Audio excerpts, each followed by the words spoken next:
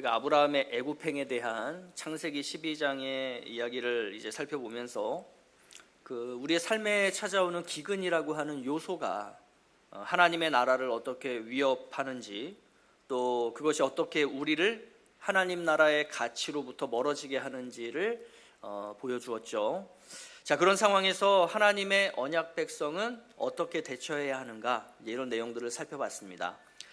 오늘 본문 역시도요, 이제 공동체 내에서의 어떤 갈등, 사람과 사람 사이의 갈등이 어떻게 하나님의 약속의 땅, 즉 하나님 나라를 위협하는가를 잘 보여주고 있습니다. 그렇다면 이러한 문제들이 있을 때 하나님 나라 백성인 우리는 어떻게 대처하면 좋을까? 이것을 오늘 말씀을 통해서 우리가 좀 함께 살펴보기를 원합니다. 아브라함이 애굽에서 다시 이제 가나안 땅 남쪽 지역이죠. 우리가 성경에서는 네게부라고 하고 표현을 하는데, 이 네게부 지역으로 돌아온 후에 얼마의 시간이 지났는가는 성경이 말씀하고 있진 않아요. 그렇지만 내용의 흐름으로 볼 때 이전의 애굽 이야기와 오늘 본문의 이야기를 곧바로 연결시키고 있다라는 느낌이 들죠. 아브라함은 네게부를 떠나서 이제 북쪽으로 올라갑니다. 베델에 이르게 돼요. 자, 이 베델이라는 곳은 아브라함이 처음 가나안 땅에 도착해서 북쪽부터 남쪽까지 쭉 종단할 때, 이때 이제 중간쯤 장막을 치고 처음으로 하나님 앞에 제단을 쌓고 예배했던 곳이 바로 이 베델 지역이죠. 자, 아브라함은 이곳에서 또 여호와의 이름을 부릅니다. 하나님을 예배했다는 전형적인 표현인데요, 아브라함의 애굽행 때에는 예배라는 요소가 등장하지 않았어요. 그죠? 우리 12장 말씀을 볼 때 아브라함이 그 어떤 곳에서도 하나님을 예배하는 모습이 없었어요. 그런데 이 가나안 땅으로 돌아온 후에 아브라함은 하나님을 예배하고 있어요. 자, 이것은 그 애굽 때와는 변화된 아브라함의 모습을 대표적으로 보여주고 있는 그러한 표현입니다. 자, 그런데 갑자기 긴장감이 감돌기 시작해요. 이 아브라함의 일행 롯이 언급이 되더니 약속의 땅이 그들이 동거하기에 넉넉하지 못하다, 이런 표현이 나타나요. 여러분, 이 표현이 얼마나 아이러니한 표현입니까? 오늘 본문에서 등장하는 첫 번째 아이러니라고 할 수 있는데, 하나님께서 약속하신 땅이에요. 그런데 함께 거하기에 넉넉하지 못하대요. 그럼 그 이유가 뭘까? 그 이유가 의미심장한데 6절 말씀 보니까 이렇게 되어 있죠. 이는 그들의 소유가 많아서 동거할 수 없었음이니라. 그들의 소유가 많아서 동거할 수 없었대요. 여러분, 소유가 많은 것이 동거하지 못함의 이유가 될 수 있습니까? 더군다나 하나님께서 약속하신 땅에서 말이죠. 그러니까 여기서 이제 우리는 이 소유의 많음, 즉 부유함의 의미가 어떤 그런 물리적인 부유함이 아니구나라는 것을 생각할 수 있어야 돼요. 자, 7절은 소유가 많아서 동거할 수 없음의 그 대표적인 현상을 말해주고 있어요. 여기서 이제 두 번째 아이러니가 등장하는데, 한번 우리 7절 말씀 같이 한번 볼까요? 자, 시작. 그러므로 아브라함의 가축의 목자와 롯의 가축의 목자가 서로 다투고 또 가나안 사람과 브리스 사람도 그 땅에 거주하였는지라. 자, 아브라함과 롯이 어떤 사람들이에요? 하나님의 약속을 공유하고 있었던 사람들이에요. 그런데 그러한 아브라함과 롯의 목자들이 서로 다투는 일이 발생하더라라는 것입니다. 소유가 많고 하나님의 백성들인데 왜 다툴까요? 심지어 하나님의 땅에서. 하나님께서 약속하신 땅이에요. 그곳에서 하나님의 사람들이 더불어 살아가요. 그런데 더불어 살아갈 수 없다는 거예요. 왜? 다툼과 갈등 때문입니다. 그리고 이 다툼과 갈등의 원인이 뭐냐? 그들의 부요함이다. 자, 그러면 우리가 이제 지난 시간에도 살펴봤듯이 이 아브라함과 롯에게 있었던 부요함이 어떻게 만들어졌어요? 속임과 기만으로 만들어진 것들이죠. 그죠? 하나님의 방법이 아니라 세상의 방법으로 만들어진 것들이에요. 그렇다면 여러분들, 지금까지의 이야기가 의미하는 바가 무엇이겠습니까? 하나님의 나라는 부요함으로 세워지지 않는다는 거예요. 세상의 방법과 가치로 살아간다면 하나님 나라는 그러한 자들에게 임하지 않는다는 거예요. 오히려 세상의 가치를 가지고 하나님 나라적으로 살아가려고 한다면 오히려 갈등이 생기고 다툼이 생겨날 뿐이라는 거예요. 즉 가나안 땅은 분명히 약속된 하나님의 나라지만 그 땅에서 사는 사람들이 어떻게 살아가느냐에 따라서 가나안 땅은 하나님의 나라가 될 수도 있고, 가나안 땅은 다툼과 분쟁이 끊이지 않는 세상적 나라가 될 수도 있다라는 의미인 것입니다. 오늘날에도 마찬가지예요. 우리가 가장 익숙한 우리 지역 교회를 한번 예로 들어볼까요? 자, 우리 지역 교회라고 하는 것은 청도하님 교회, 여의도 순복음 교회처럼 어떤 물리적인 지역에 예배당이라고 하는 건물 안에서 사람들이 함께 모여 신앙생활을 하는 공동체라고 할 수 있죠. 자, 이러한 지역 교회는 하나님 나라입니까? 엄밀히 말하면 아직 아니에요. 아직 아니에요. 앞서 말씀드렸던 것처럼 그 모인 사람들이 어떻게 사느냐에 따라 그 예배당과 공동체는 하나님 나라가 될 수도 있고, 예배당과 공동체인데 세상의 공동체가 될 수도 있다는 것입니다. 여러분의 가정 마찬가지예요. 여러분의 사업장이나 직장 마찬가지예요. 여러분의 학교도 마찬가지예요. 그곳에 교회 다니는 사람들이 많이 있다라고 해서 하나님 나라가 아니라는 거예요. 하나님의 다스림과 통치가 나타나는 곳이 하나님 나라고요. 그 하나님의 다스림과 통치는 어떻게 나타나느냐?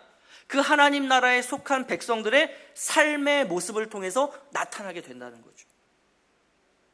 아브람도, 롯도, 그들의 목자들도 하나님의 약속의 땅에 머물고 있었던 자들이에요. 그런데 분쟁과 다툼이 생겨난 거예요.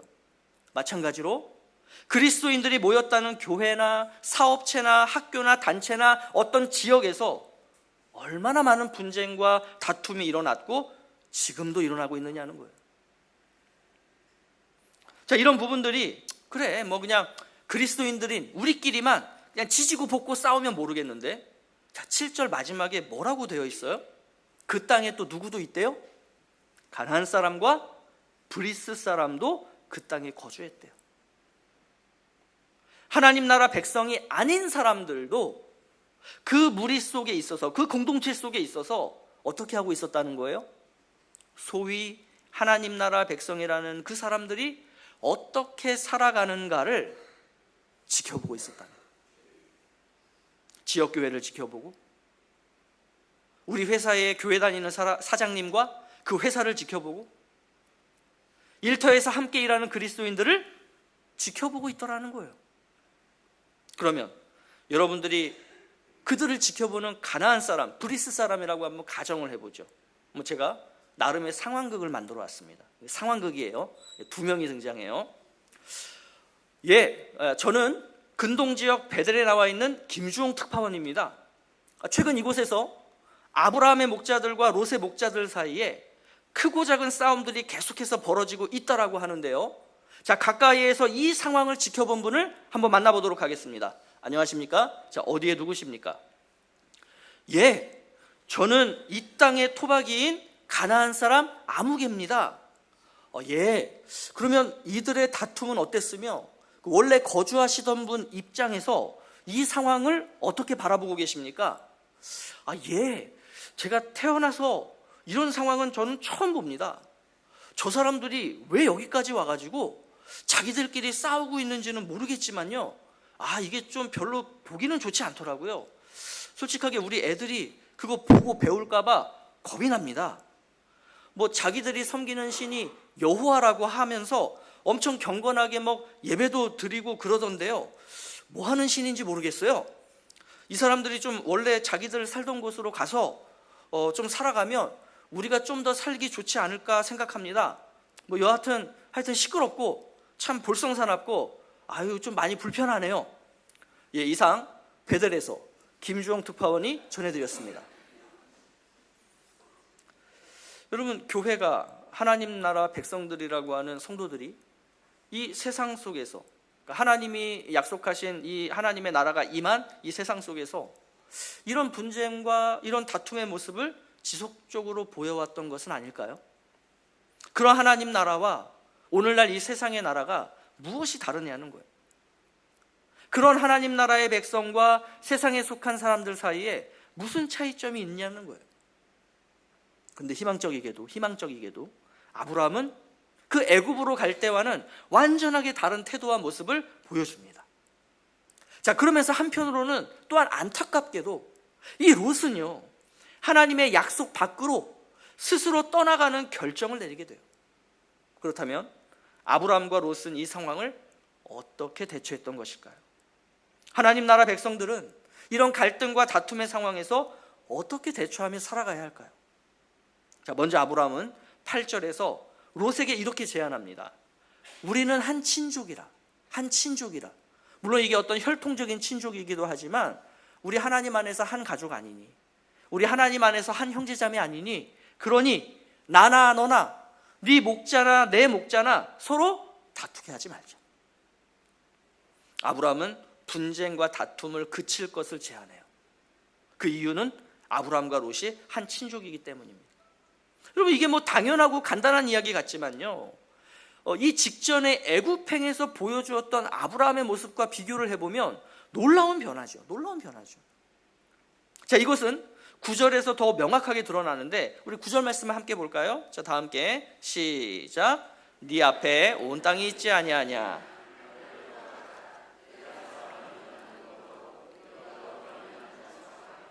그러니까 지금 아브라함이 조카 롯에게 먼저 선택권을 주고 있는 거예요. 결정권을 주고 있는 거예요. 자, 그러면 애굽으로 갈 때 아브라함을 한번 생각해 볼까요? 자신을 위해서 아내를 누이로 속이자 그래요. 심지어 아내에게 그렇게 해볼까라고 묻지 않아요. 야, 우리 이렇게 하자. 그냥 아내에게 어떻게 보면 일방적으로 통보하고, 심지어 애굽에서 어떻게 합니까? 아내를 바로왕에게 그냥 순순히 넘겨요. 자기 여동생이라고 하면서. 근데 이 가나안으로 돌아온 아브라함은 지금 어때요? 그때와는 완전히 달라졌죠. 그죠? 먼저 자신이 그 주도권과 선택권과 결정권을 갖지 않고 그것을 먼저 조카 롯에게 넘겨요. 여러분, 이게 그냥 오늘날로 어른이 좀 밑에 우리 자녀 세대에게 어떤 큰 윤리적이고 도덕적인 덕스러움을 행했구나, 이렇게 보실 일이 아니에요. 이게 무슨 일이냐면, 자, 당시는 족장시대라고 우리가 표현합니다. 족장시대. 말 그대로 부족이 있고 그 부족을 족장 한 사람이 이끌어가는 족장시대였다는 거예요. 다시 말해서 아브라함은요, 족장이었습니다. 그럼 이 족장이라는 개념이 뭐냐면, 한 부족을 통솔하는 이 족장은 왕과 같은 무소불위의 권력을 가진 존재인 거예요. 이제 우리 다음 시간에 또 살펴보겠지만, 족장은요, 자신에게 속한 사람을 지켜야 할 의무와 책임이 있어요. 그래서 부족민을 위해서 타 부족과 전쟁을 하기도 합니다. 자, 이렇게 책임이 큰 만큼 뭐도 크겠어요? 책임이 크니까 권력과 권한 또한 컸던 거예요. 다시 말해서 족장이었던 아브라함이 선택권을 가지고 롯에게 명령을 내리는 것이 당시에는 당연한 거예요. 왜? 족장이잖아요. 무슨 왕이 야, 이거 어떻게 하면 좋겠니? 한번 네가 한번 결정 내려볼래? 그런 게 어디 있어요? 왕인데 어떻게 하면 돼요?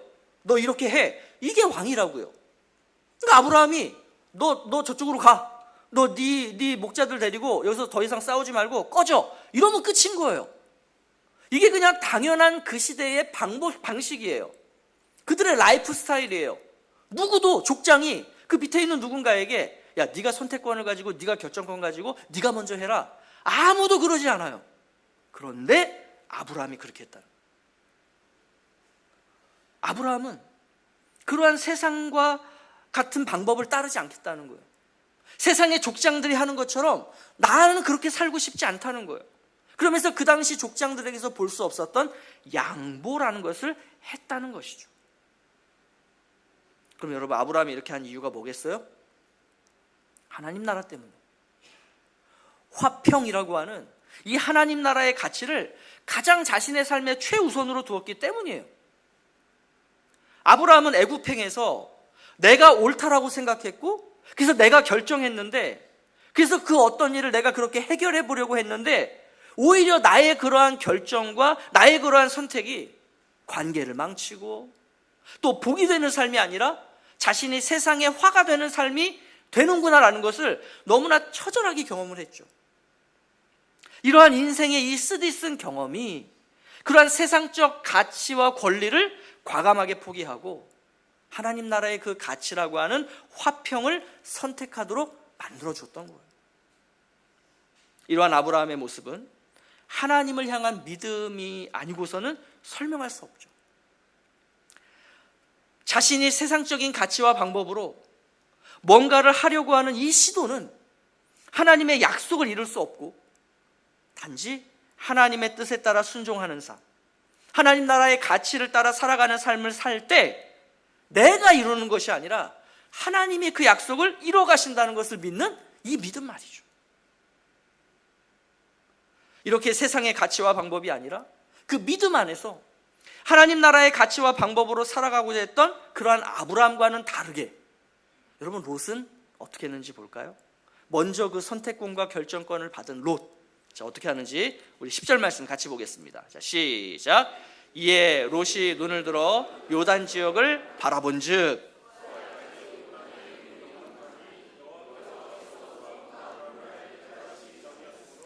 여호와의 동산 같고 애굽 땅과 같았더라, 이렇게 되어 있어요. 여러분 이 구절을 읽다 보면 어떤 한 장면이 생각나죠.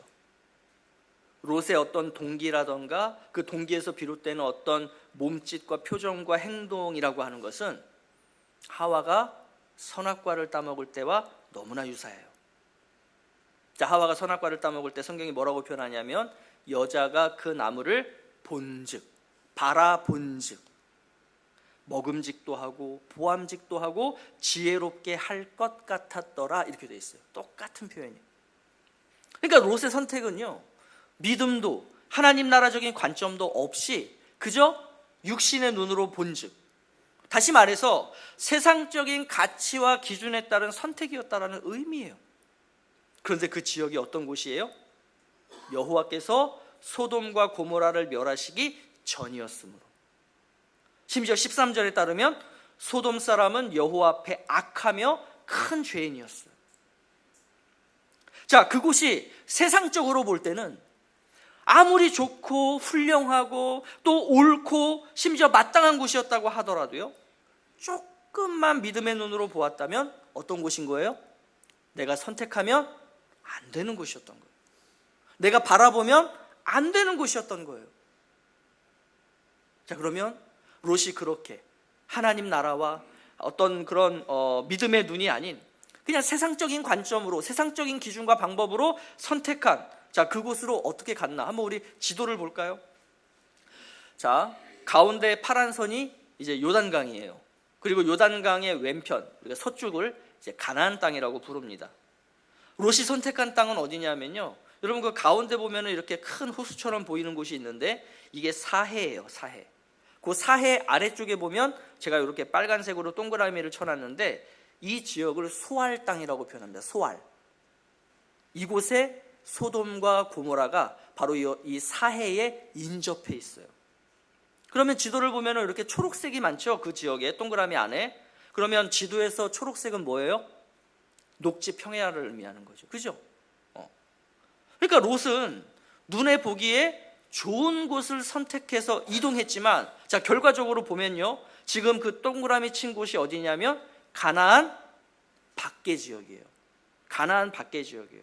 다시 말해서 약속의 땅 밖으로 스스로 결정하고 떨어져 나갔다라고 하는 그런 선택의 의미인 것이죠. 그러면 이 롯이 선택한 요단 지역은 어떤 곳이냐? 나일강이 있는 애굽과 같이 물이 넉넉한 곳이었어요.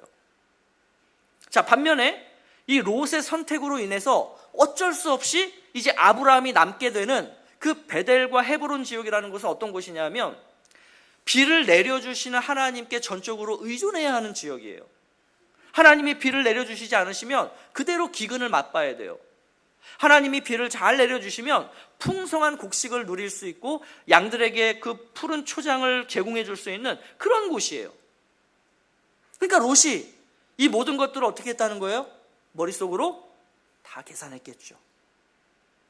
그리고 그 끝에 내린 결정이 하나님을 선택하는 것이 아니라, 하나님 나라를 선택하는 것이 아니라 세상을 선택하고 그 하나님 나라를 떠나간 사람, 그게 바로 오늘 본문이 보여주고 있는 롯이에요. 근데 여러분 생각해 보세요.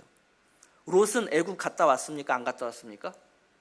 롯도 똑같이 아브라함과 함께 애굽에 갔다 왔죠.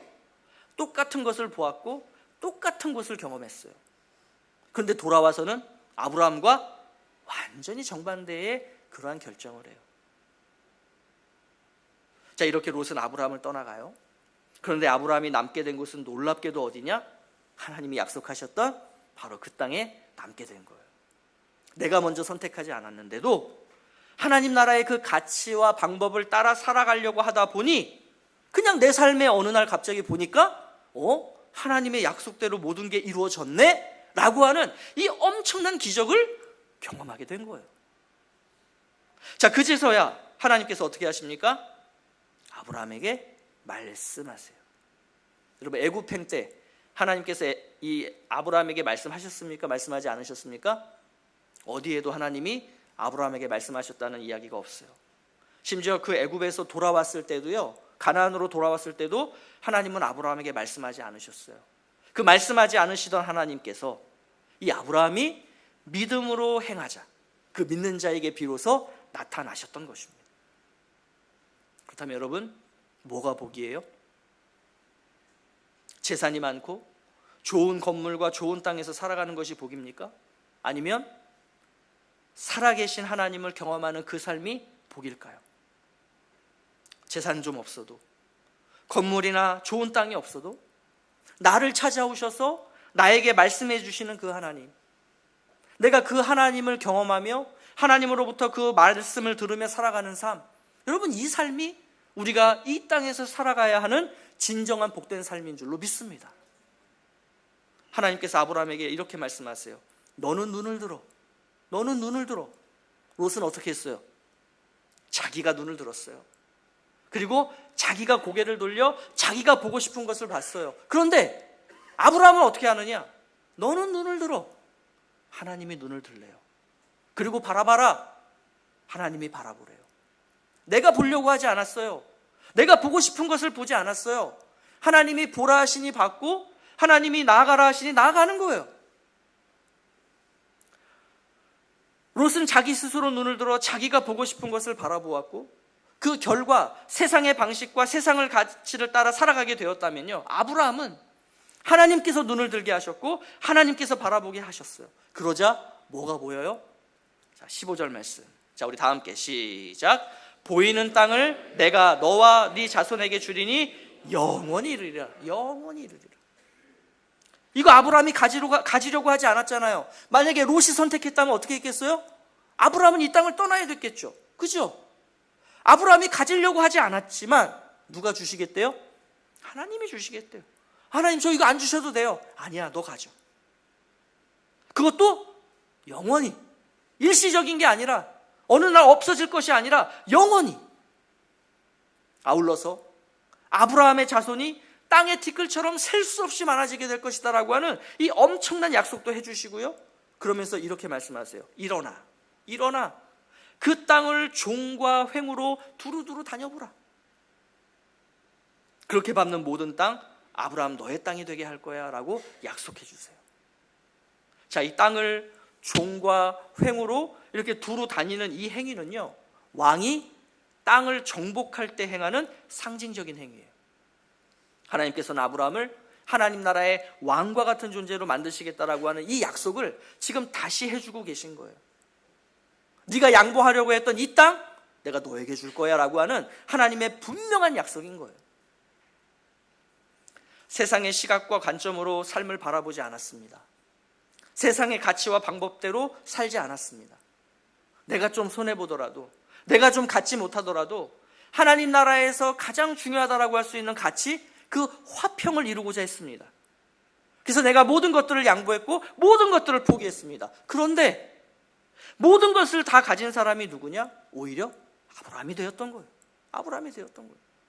심지어 아브라함은 그것에 더해서 하나님 나라의 가장 좋은 복이라고 하는 그 살아계신 하나님을 경험하며 그 하나님과 동행하는 진정한 복을 누리게 되었던 것이죠.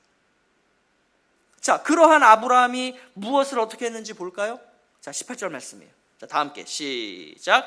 이에 아브라함이 장막을 옮겨 헤브론에 있는 마므레 상수리 숲에 이르러 거주하며 거기서 여호와를 위하여 뭘 쌓았어요? 제단을 쌓았어요. 여러분, 제단을 쌓는 게 뭐라고 했습니까? 예배라고 했죠. 아브라함은 하나님께서 이스라고 하시는 곳에 거주하며 그곳에서 하나님을 예배했던 거예요. 그러면 아브라함은 이 예배를 드리며 하나님 앞에 그 예배 가운데 어떤 자신의 생각, 즉 의미를 담아서 하나님 앞에 드렸겠어요? 오늘의 본문의 내용으로 보자면 자기 희생, 자기 포기겠죠.